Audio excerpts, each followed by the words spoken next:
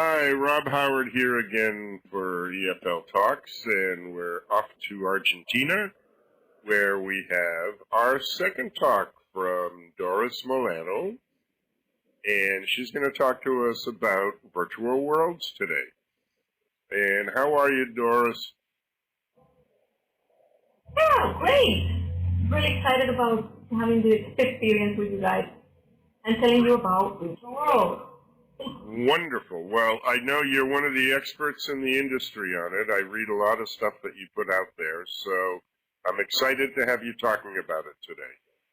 So I'll give you your slides,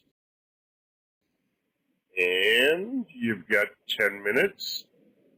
Take it away. Thanks for being here.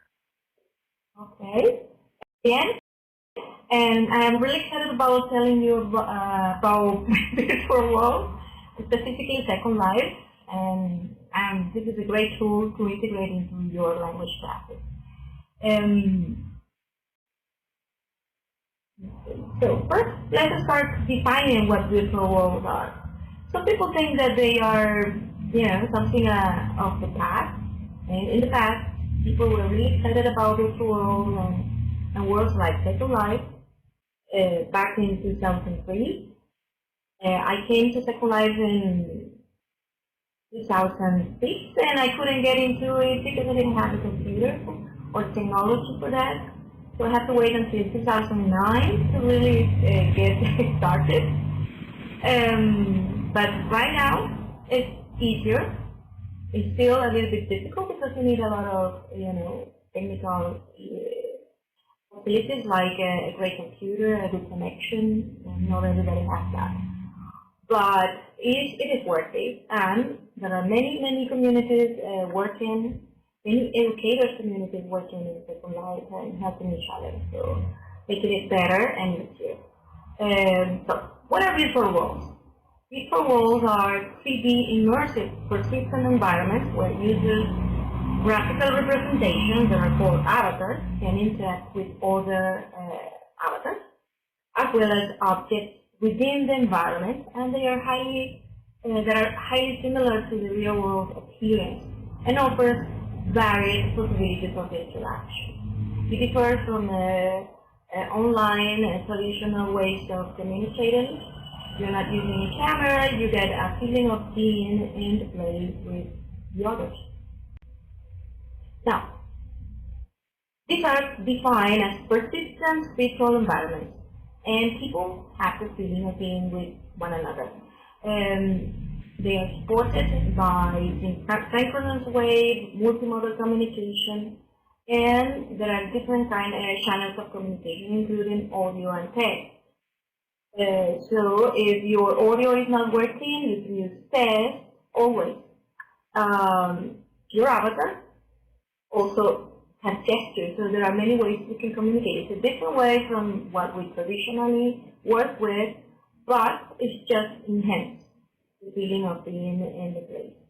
3D worlds create learning spaces that are conceptually different from the face-to-face classroom. For example, here right now, I am here sitting, you just look at a talking head. In a virtual world, you will be able to hug or sit by the other avatar, and that gives you the feeling that you're together. So this is great for language and connecting. The most popular virtual world for language learning is Second Life. The great thing about Second Life is that you create a world, you become a creator, and your creativity and your expressions and your student work can be there, and so you can convey better if they are understanding or they are not understanding, if they are learning or they are not learning because they are producing things. So if you say walk and the avatar moves, you know that they understood what they are saying. There are things that you cannot do in a classroom like this, with like this. How can you teach or learn in Second Life? There are many ways.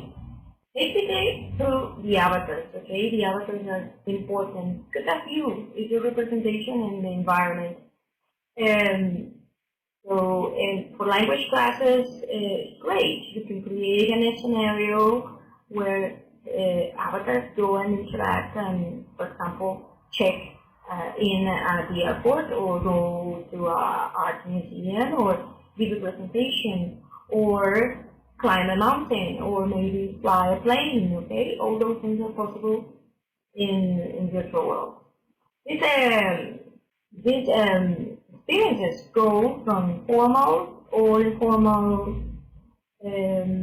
situations. You can have a class with all the language content that you're supposed to teach that day, or you just can have informal conversations. It can happen just one-to-one with one student, can mentor or give advice. You can have office hours and interact with the students, or you can take your class groups to many places.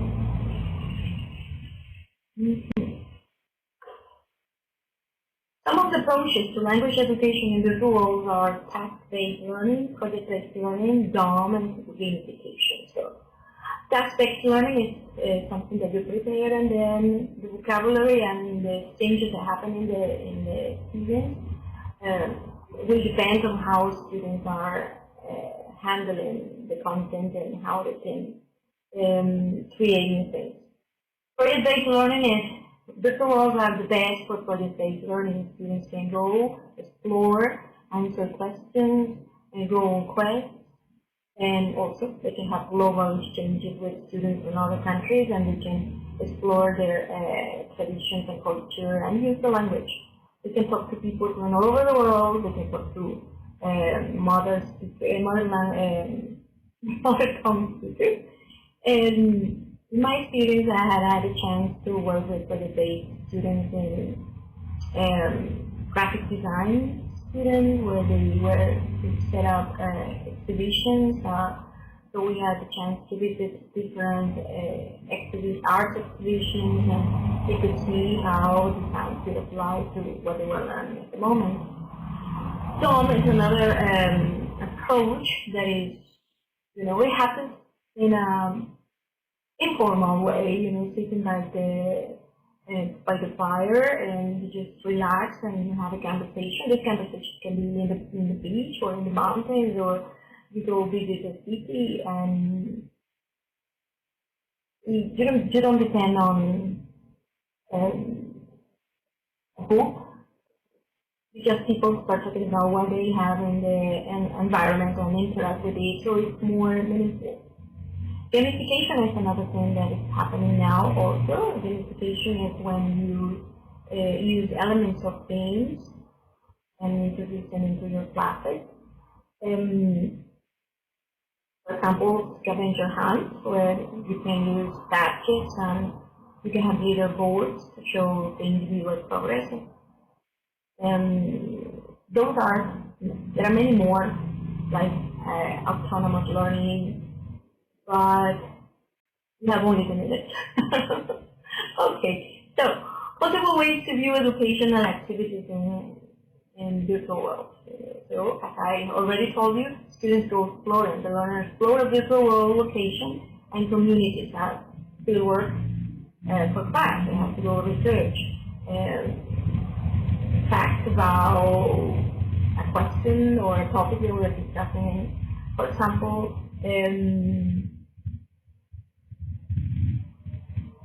I can think of an example.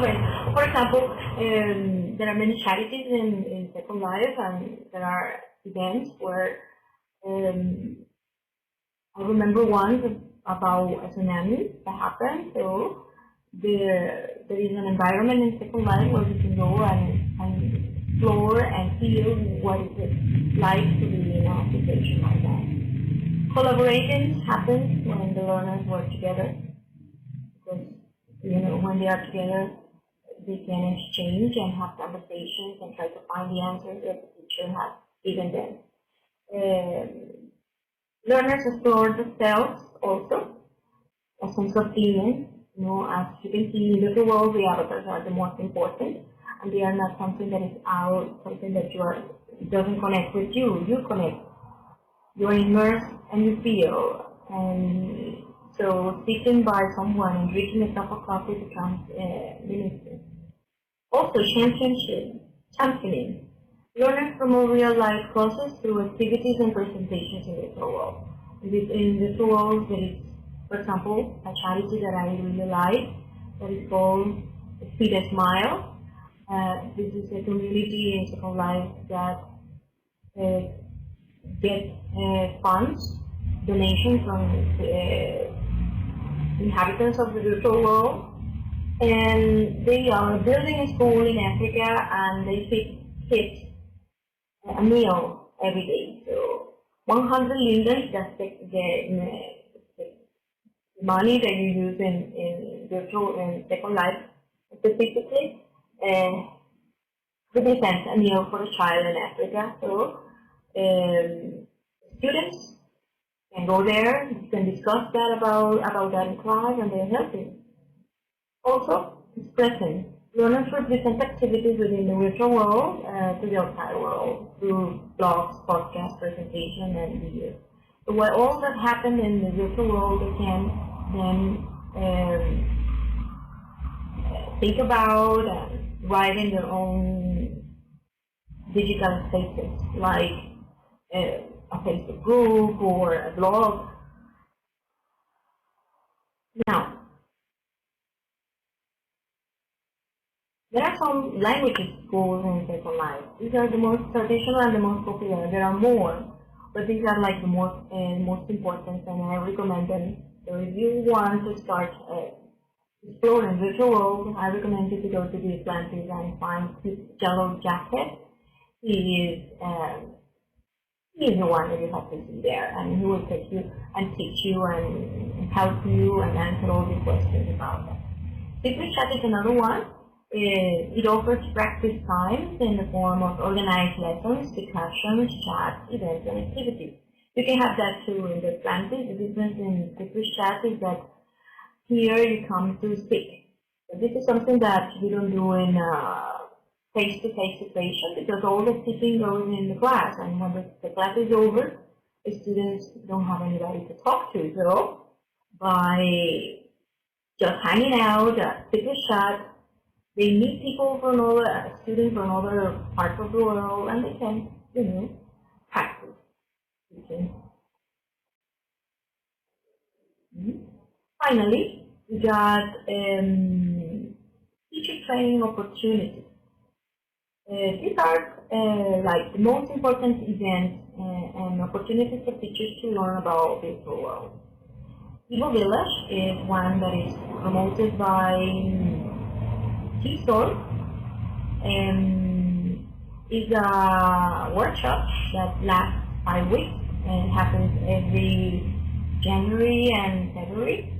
And in Second Life, a bunch of great educators and passionate virtual believers organize these wonderful workshops that are free and teach you how to get your first steps in teaching and learning in the virtual world. This year we have a special theme that was games and gamification. Also, we got EFLlanguages. EFLlanguages is a conference that it lasts only 24 hours, and there you have a chance to get together with practitioners and researchers in the field. Also, you get Mashinivo. Mashinivo is also part of TSOL in the Electronic Village. Mashinivo is about making videos and stories and recording those and filming in the virtual world. It's highly immersive, interactive, and interesting activity for students. They can practice and write stories and then act out those stories. And also we get the Round Virtual Table. The Round Virtual Table is a conference also. It focuses on language teaching technologies and takes place in Second Life and in a classroom like this. Finally, Oh, we get some more. We get virtual world best practices in education. This is a global conference. It's the most important in education. It gives the chance to educators to learn from other educators working in different subjects, but using the same strategies to teach and learn in the virtual world. This year, we had the chance to see one, to participate in one that is going to happen next week. So, if you're interested, just let me know and give you the guide to get there. Okay, and finally we get Second Life MOOC. This is an educational online course. It's a massive online course that promotes virtual reality environments as learning platforms. It combines the use of WIC-IQ, that's where we are now, and virtual world. So you get the chance to learn the basic skills on how to start exploring the virtual world, and also you get the chance to listen to and participate and see the world, the work of many creative educators who are working there and doing wonderful things. So I hope you get enthusiastic and come to see us. So remember, a successful virtual class experiences require a blend of technology and tools. Some people think that you're just going to be there and that's it, all there. I mean, you need an avatar, you go there, but it's physical, I don't have a computer. No. You combine a lot of tools that are easily accessed now, and these tools will allow you to prepare content and give the students ownership of what they do. The key is to get to know how to handle your avatar, explore, and I'm sure you're going to get a lot of mentoring from passionate creators and educators that are still living there. So, if you want to start a project with your students, come to us or in contact, or all these people that are there, and I will give you. And also, some people think it's expensive, and yes, it is expensive now. Second Life is offering 50% discount for schools. So there are other virtual worlds that are also really wonderful, and you just have to come and see. Well, thank you so much for your attention, and I hope to see you soon somewhere. Look for Kenya Destiny, that's my avatar. And if you're interested, there's my blog where you can read what I was trying to tell you in this presentation. And have a nice day. And thank you very much, Rob, for allowing me to participate in this wonderful adventure.